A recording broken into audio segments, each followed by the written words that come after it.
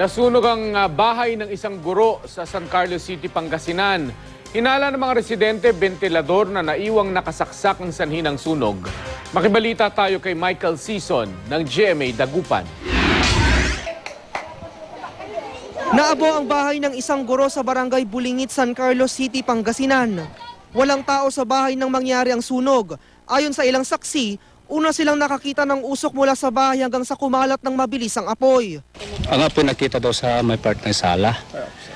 Tapos yung mga standby na tatlo na naman, ang nakita lang nila is yung usok na nagmumula na sa taas. Nagtulong-tulong ang mga residente sa pag-apula sa sunog habang hinihintay ang mga bumbero. Kanya-kanyang labas din ang gamit ang mga residente sa tabi ng bahay na nasusunog. Hinala ng mga kapitbahay, may naiwang nakasaksak na bentilador sa bahay ng guro. Walang tao sa bahay nang sumiklab ang sunog. Medyo nahirapan kami kasi makitid yung daan, then yung mga napapansin nyo naman, masyadong mababa yung wirings. Hirap pong mailusot yung fire truck natin, hindi siya makatakbo ng tama kasi baka sumabit yung mga kawad ng kuryente. Pagmamayari ng gurong si Gemma Custodio ang natupok na bahay, hindi na siya nakapagbigay ng pahayag. Bahagya namang nadamay ang isang kalapit na bahay. Mabuti na lang may firewall kaya hindi mabilis na kumalat ang apoy.